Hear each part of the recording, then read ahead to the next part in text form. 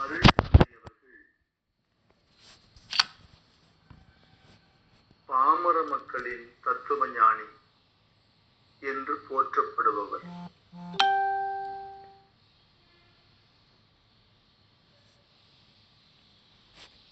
மிக எளிமையாக சொல்ல வரும் கருத்துக்களை புரிய வைப்பவர்.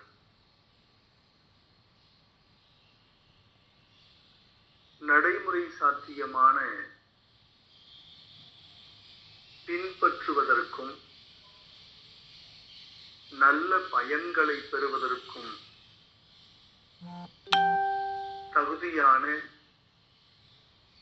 எளிய தத்துவங்களை, வாழ்வியல் உண்மைகளை விளக்குவதிலே வல்லவர்.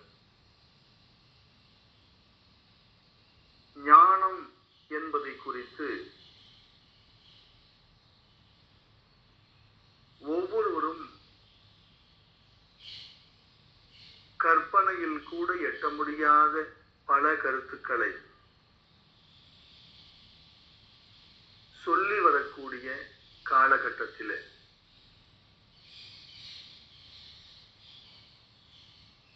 அருள் தந்தை அவர்கள் ஞானம் என்பதை மிக எளிமையாக விளக்குகிறார்கள்.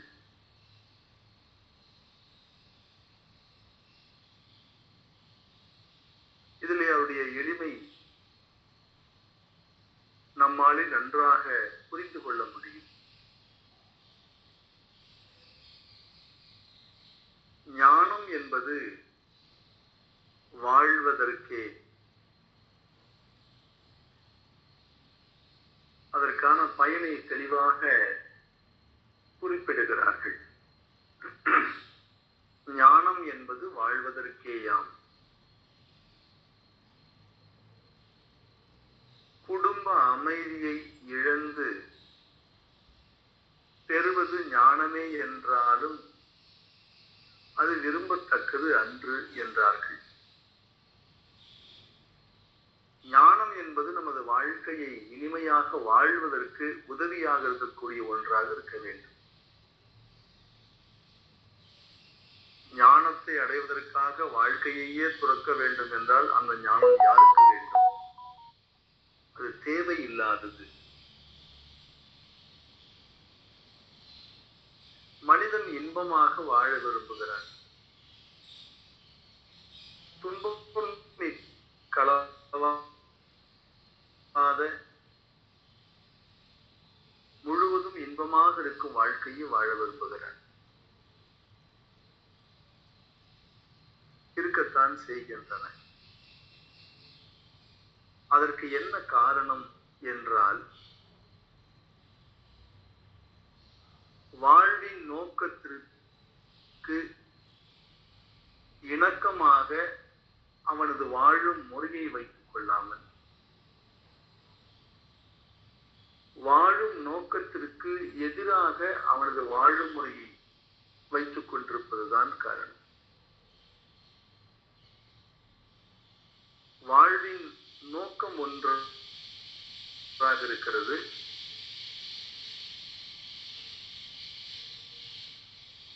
அவன் வாழும் முறை அதற்கு எதிர்மறையாக இருக்கிறது. அப்போது வாழ்வின் நோக்கம் நிறைவேறுவதில்லை. மாறாக துன்பங்கள் மலிந்து போகின்றன. இங்கே வாழ்வின் நோக்கம் என்ன என்பதையும், அந்த நோக்கத்திற்கு ஏற்ப வாழும் முறை என்ன என்பதையும் மிக எளிமையாக அருள் தந்தை அவர்கள் விளக்குகிறார்கள். பாருங்கள்.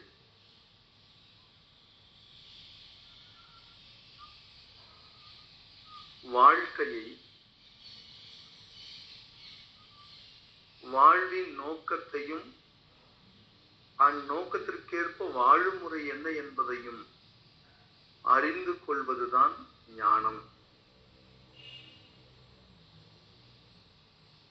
நடைமுறைகளையும் அந்த நோக்கத்திற்கு ஏற்பவே அமைத்துக் கொண்டாக வேண்டும். இந்த பொறுப்புணர்ச்சி இயல்பாக மலர வேண்டும் என்கிறார்கள்.